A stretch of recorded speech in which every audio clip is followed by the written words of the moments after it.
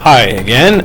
This first case is going to be for fourth hour only. The second case, don't worry about right now. It'll come up later, if need be. If not, I'll do it in class.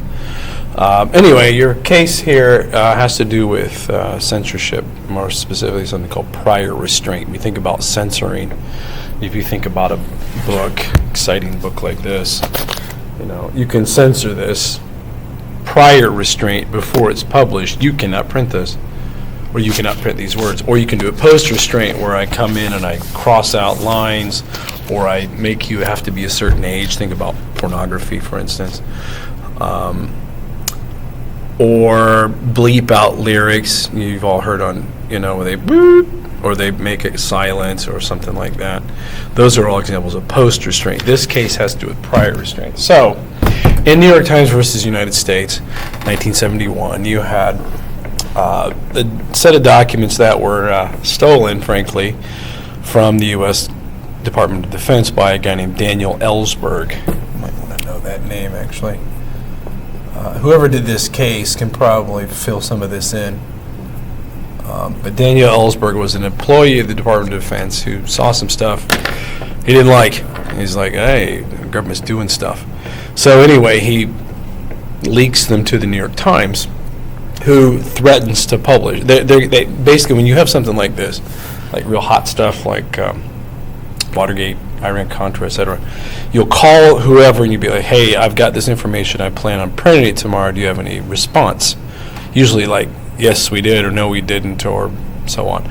Well, the U.S.'s response was, the government's response was, don't print this because it's a national security issue. So they go to court right away to block the publication, because according to the government, to do so would be, where are we here, a threat to national security. If you remember back when we talked about Gitlow and Schenck, both of those were threats to national security, allegedly.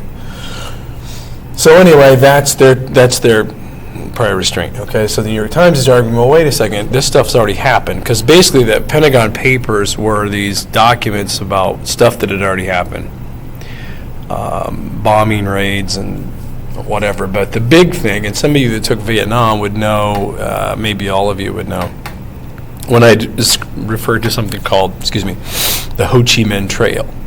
And the Ho Chi Minh Trail was, I'll describe this. I'll do a quick map. Like right here, can you see that? Vietnam's like this long skinny thing. And there, I forget exactly where this is, but you have two countries, you have Cambodia and you have Laos. I don't think that's exactly right, but basically what happened was, like, this is South Vietnam, this is North Vietnam. The communists, and then who we're fighting with for whatever. Anyway, the Ho Chi Minh Trail was where the North took their supply lines to sneak into the South to put men and, weapons and food and all the stuff that you need for an army. Well, what happened was,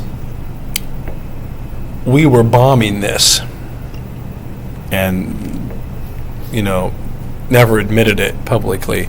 The problem with bombing it, they're neutral. They're on there. It's like bombing Switzerland or Sweden or something, because you're not in the war, obviously. So anyway, that kind of stuff would be damaging to the reputation of the government. But the New York Times said we have the right, because of freedom of the press, by golly, and part of that freedom of the press is to keep government honest. You can't just do whatever you want and hide from it. So those are your arguments, okay? So we go to the Supreme Court. Supreme Court 6-3 favors the New York Times that there seemed to be no demonstrable threat to national security. Most of it, or I think all of it, had already happened, so it wasn't like it was giving away, hey, tomorrow we're going to bomb Baghdad, kind of thing. Is a very big victory for press freedom. It kind of changed the way that at the time newspapers, but now just publications and websites and stuff, cover wars. That national security was not at stake, and the press indeed does have the right, indeed the obligation, to keep an eye on government, like a watchdog function, if you will. Okay? So that's your first case. Second case, we're not going to get to for a while, but in case, I have to miss again because I've got stuff going, sorry. This is the next one I want to cover. US v. Lopez. This was a case, school case, 1995, about a boy, 12th grader, who brought a gun to school. I think he was going to sell it. I think it was unloaded, but he brought the gun. He was going to sell it to somebody at school. So he gets caught with it, and he's charged with this law that says, like every state's going to have a law, you cannot have a gun in school. So he gets charged with the Texas law. Well, the federal government, I don't know how, but they found out about it. And they're like, whoop, wait a second. State or federal law is supreme to state law, so we're going to erase those charges and charge him with a violation of what is called the Gun-Free School Zones Act. So that's a federal law, which, kind of is what it sounds like. So here you get into the supremacy issue. Who has the right to determine one thing? Number two, the reason they charged him. Okay, the United States charged Lopez because he violated their interpretation of the Commerce Clause. And if we do this case online, I'll provide a link to the Commerce Clause. You have it in your first outline I gave you, right by like the necessary and proper clause and stuff. But if you don't, even if you do, I'm going to provide that link.